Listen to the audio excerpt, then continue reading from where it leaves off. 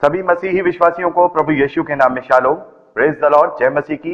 ये प्रभु यीशु में आपका भाई जेम्स आप सभी का एक बार फिर से बहुत बहुत स्वागत और धन्यवाद करते हैं। और आज हम यूहन्ना का सुसमाचार उसके 12वें भाग के रूप में अध्ययन करेंगे। एक छोटी सी प्रार्थना के साथ आज के अध्ययन को हम शुरू करेंगे। हालेलुया। धन्यवाद पिता परमेश्वर, धन्यवाद आपके अद्भुत रीति वाले प्रेम, आपके अनुग्रह, आपकी तमाम आशीषों के लिए प्रभु। धन्यवाद इस बाइबल स्टडी प्रोग्राम के लिए प्रभु, जिससे हम आपके वचनों को सीख पा रहे हैं। सब कुछ आपके हाथों में सौंपते हैं। आपका आत्मा हमारी अगुवाई करे, हमारी सहायता करे, हमारी मदद करे। एक बार फिर से सब कुछ आपके हाथों में सौंपते हुए प्रार्थना विनती निवेदन को यीशु के सामर्थ्य नाम में मांगते हैं, आमीन। एक बार फिर से आप सभी का स्वागत है। हम अध्ययन कर रहे हैं यूहन्ना का सुसमाचार, उसका 13वां अध्याय। अब समय है कि हम उसके 21वें वचन से आगे बढ़े। ये बातें कहकर यीशु आत्मा में व्याकुल हुआ और ये गवाही दी, मैं तुमसे सच सच कहता हूं कि तुम में से एक मुझे पकड़वाएगा। चेले संदेह से, शक के साथ एक कि वह कौन है, वह किसके विषय में कहता है, एक दूसरे को देखने लगे। उसके चेलों में से एक जिससे यीशु प्रेम रखता था, यीशु की छाती की ओर झुका हुआ बैठा था, यानी कि यूहन्ना के विषय में कह रहे हैं। शिमोन पतरस ने उसकी ओर संकेत करके पूछा, बता तो ये किसके विषय में कहता है। तब उसने उसी तरह यीशु की छाती की ओर झुके हुए उससे पूछा, हे प्रभु, वह कौन है। प्रभु ने बताया, जिससे मैं रोटी का टुकड़ा डुबोकर दूंगा वही है। और उसने टुकड़ा डुबोकर शिमोन इस्करियोती के पुत्र यहूदा को दिया। टुकड़ा लेते ही शैतान उसमें समा गया। तो यहां पर हम देखते हैं कि अपने विश्वासघाती के विषय में प्रभु यीशु मसीह पहले से ही उन लोगों को बता रहे हैं कि तुम में से एक है जो मुझे पकड़वाएगा। तो सारे चेले एक दूसरे की शक्ल देखने लगे, अरे कौन है वो जो उसे पकड़वाएगा। तब यूहन्ना और पतरस आपस में वार्तालाप करते हैं कि आखिर वो कौन है। तो यूहन्ना प्रभु से पूछते हैं कि वो कौन है। यीशु ने कहा, जिसे ये रोटी का टुकड़ा मैं डुबाकर दूंगा वो वही है। उसने जब रोटी का टुकड़ा डुबाकर दिया, तब उसी समय यहां पर देखिए बड़ा एक अजीब सी बात लिखी है कि टुकड़ा लेते ही शैतान उसमें समा गया। यीशु ने उससे कहा, जो तू करता है तुरंत कर। तो यहां पर हम देख रहे हैं कि यहूदा इस्करियोती ने जो प्रभु यीशु मसीह को पकड़वाया है वो शैतान की अगुवाई में पकड़वाया है। और बहुत से लोग इस बात को गलत मतलब ले जाते हैं कि शैतान उसमें समा गया, शैतान उसके अंदर घुस गया।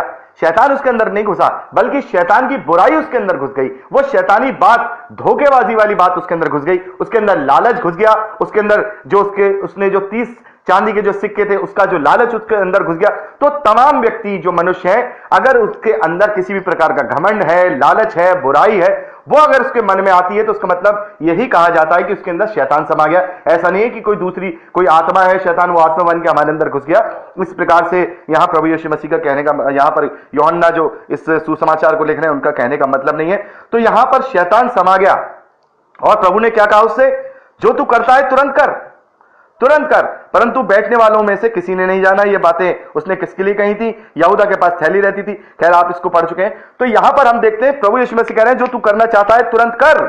तो कभी कभी क्या होता है, शैतान को यह लगता है कि मैं जीत रहा हूं और मैं इसके विरोध में कार्य कर रहा हूं, मैं इसके मन में लालच को पैदा कर रहा हूं। लेकिन कभी कभी उसी में से परमेश्वर क्या कर लेते हैं, भलाई को भी उत्पन्न कर देते हैं। देखिए, यहूदा इस्करियोती शैतान की अगुवाई में आकर प्रभु को पकड़वाना चाहते थे, लेकिन परमेश्वर यही चाहते थे कि वो पकड़वाए जाए और अपने पिता की इच्छा को पूरा करे। जगत के लिए वो क्रूसीफाई हो, वो गाड़ा जाए, तीसरे दिन उसका पुनरुत्थान हो और जगत के लिए नई वाचा बांधी जा सके कि जो कोई उसके पुत्र पर विश्वास करे वो नाश ना हो परंतु अनंत जीवन को पाए। तो यहां पर परमेश्वर का प्रायोजन पूरा हो रहा है। तो कभी कभी जो शैतान होता है, कभी कभी शैतान की जो अगुवाई में चलने वाले लोग हैं, वो बड़े प्रसन्न होते हैं, बड़े खुश होते हैं कि हमने ये पा लिया, हमने वो पा लिया। बड़े खुश हो जाते हैं वक्ती तौर पे, मतलब थोड़े समय के लिए बड़े खुश हो जाते हैं, बड़े अपने अंदर घमंड को उत्पन्न करते हैं कि हमारे पास ये है, हमारे पास वो है, हमने ये गेन कर लिया, हमने वो गेन कर लिया।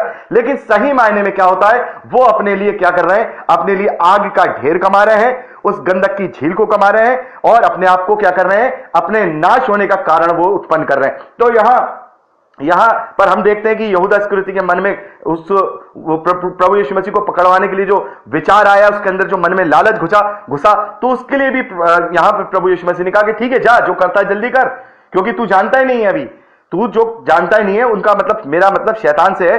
प्रभु यीशु मसीह कह रहे होंगे, शैतान तू जानता नहीं है कि यही मेरा प्रायोजन है, तू जो ये कराएगा इससे भी क्या होगा, मैं भलाई को उत्पन्न कर लूंगा। तो कभी कभी शैतान के द्वारा हम जब परीक्षा में डाले जाते हैं, जैसे कि मैं आपको बहुत थोड़ी थोड़ी करके अपनी गवाहियां बताई जा रहा हूं। जब पिछले 1.5-2 महीने से मैं परेशानियों में डाला गया, शैतान के द्वारा परीक्षा में डाला गया, बहुत सारी चीजें मेरे जीवन में आई, बहुत सारी जीवन में आई, तो शैतान बड़ा खुश होगा कि हाँ अब मैं इसे तोड़ दूंगा, अब मैं इसे तोड़ दूंगा, अब जेम्स अपने अपने मकसद से भटक जाएगा, अब इसको मैंने ये तकलीफ दी, इसको बहुत ज्यादा तकलीफें जब मेरे ऊपर आई। लेकिन वहां परमेश्वर ने इस बातों से भी क्या करी, भलाई को निकाला, मुझे डर करा, मुझे संभाला, मुझे उसने धीरजवंत बनाया और मैं फिर से खड़ा हुआ और एक नई व्यवस्था के साथ, नई सारी चीजों के साथ, क्योंकि इसमें भी परमेश्वर ने क्या कर दिया, भलाई को उत्पन्न किया।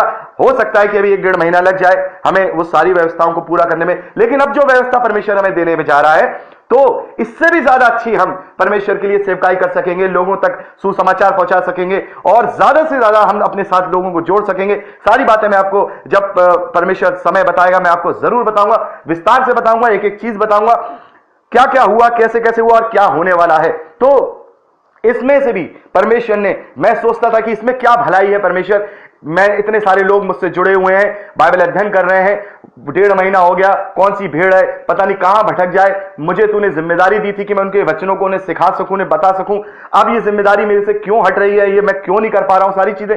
तब मैं अपने आप को धीरजवंत बनाता था और मैं हमेशा ये कहता था कि शैतान चाहे अपने आप को कितना भी बड़ा समझ ले, खुश समझ ले, लेकिन परमेश्वर उन बुराइयों में से भी अच्छाइयों को निकालने वाला है।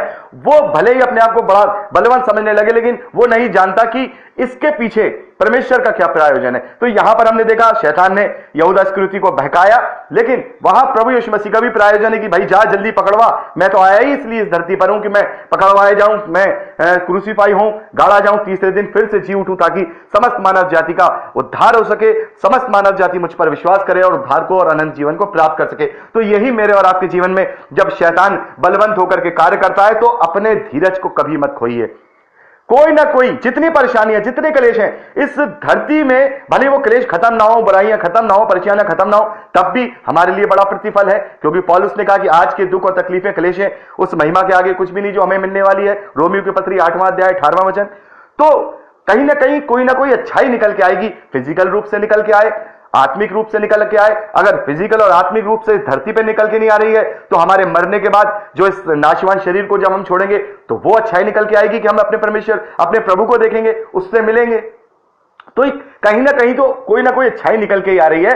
तो शैतान के द्वारा परीक्षा अगर हो रही है और हम उसके अंदर फंस रहे हैं, तकलीफ में, तो शैतान भले ही अपने आप को बलवंत समझे, भले ही हम उस परीक्षा में ही परीक्षा में ही रह करके मर जाएं, लेकिन टूटे नहीं, अंत तक धीरज रहे, तब भी मेरी और आपकी जीत है, तब भी परमेश्वर की जीत है, क्योंकि हम उस विश्वास के द्वारा, हम भले तकलीफ में रहे, लेकिन हमने अपने विश्वास के द्वारा क्या किया, हम अब परमेश्वर के ग्रहण योग्य बने रहे। लेकिन अगर परमेश्वर का प्रयोजन हमसे कुछ था, तो उसने उसमें से अच्छाई निकालकर इस धरती पर भी क्या किया, अपने राज्य का जो है विस्तार किया, अपने राज्य के लिए सुसमाचार का इंतजाम किया। तो ये ही बात निकल के आती है। बहुत से लोग कहते हैं कि प्रभु यीशु मसीह जानते थे और ये काम शैतान ने किया है, तो ये प्रयोजन परमेश्वर का क्यों है? क्योंकि शैतान तो बुराई करेगा ही, प्रभु यीशु मसीह जानते हैं कि शैतान तो बुराई करेगा ही, और वहां पर शैतान ने वहां बुराई करी, लेकिन परमेश्वर ने वहां से भी भलाई पूरे जगत के लिए निकाली। और उसी प्रकार से जब वो पकड़वाया गया, वो क्रूसीफाई हुआ और तीसरे दिन जी उठा और समस्त मानव जाति उद्धार पाने को जो है तैयार हो गई। तो यहां पर हम देखते हैं कि उसके बाद वो वहां से चला गया और बहुत से लोग समझने लगे कि ये प्रभु के काम से गया है। हो सकता है इसके बाद ये पैसे हैं, पैसे की थैली भी उसी के पास रहती थी, पैसा वो अपने पास रखता था। देखिए, प्रभु यीशु मसीह के साथ है, लेकिन पैसा उसकी जेब में है, थैली पैसे की उसके जेब में है। और यही होता है सेवकों के साथ, सेवकाई करने वालों के साथ, क्योंकि बहुत सारे ऐसे हैं जिन्होंने अपनी नीच कमाई का इसे जरिया बनाया है, नीच कमाई का जरिया बनाया हुआ है, और पैसे की थैली से उन्हें प्रेम है। रहते सदा वो यीशु मसीह के साथ हैं, बात वो यीशु मसीह की करते हैं, बातें यीशु मसीह की करते हैं, लेकिन थैली वो अपने साथ हमेशा बनाए रखते हैं। उन्हें उस थैली से ज्यादा प्रेम है, यीशु मसीह के जरिए उस थैली को कमाने का ज्यादा प्रेम है। भले ही फिर वो क्या करे, 30 चांदी के सिक्कों में यीशु मसीह को बेच दे, जैसे यहूदा ने बेचा वैसे वो बेचते हैं। तो ऐसे लोगों का क्या होगा? ऐसे लोगों के लिए बहुत बड़ा परमेश्वर का जो प्रकोप है वो उनके लिए तैयार है। और इस बात को हम पढ़ते भी हैं, मलाकी की पुस्तक पढ़ेंगे, जब हम उसका 3रा अध्याय पढ़ेंगे, तो वहां पर हम जब देखते हैं 9वें और 10वें वचन को देखते हैं, तुम पर भारी शाप पड़ा है, क्योंकि तुम मुझे लूटते हो, वरन सारी जाति ऐसा करती है। और इसके पहले हम देखते हैं 8वें वचन में, क्या मनुष्य परमेश्वर को धोखा दे सकता है? पर देखो तुम मुझको धोखा देते हो और तो भी पूछते हो कि हमने किस बात में तुझे लूटा है, तुमने मुझे किस बात में लूटा है। ये खैर ये बात अलग आती है, यहाँ 10वें अंश के विषय में है। और अब हम मसीह भाई बहन हैं जो प्रभु यीशु मसीह को ग्रहण किए हुए हैं। अब हम पर 10वां अंश देने पे हम बाध्य नहीं है, बल्कि अब हम इसके लिए बाध्य नहीं कि हम 10वां ही दें।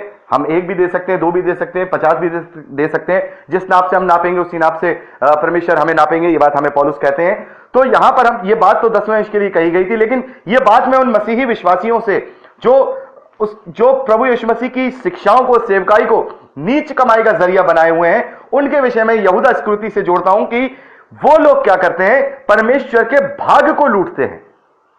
जो पैसा या जो ऑफरिंग है, ये चीजें वो लोग इसलिए दे रहे हैं कि लोगों तक पहुंचे, उससे सुसमाचार का प्रचार हो, आत्माएं जीती जा सके,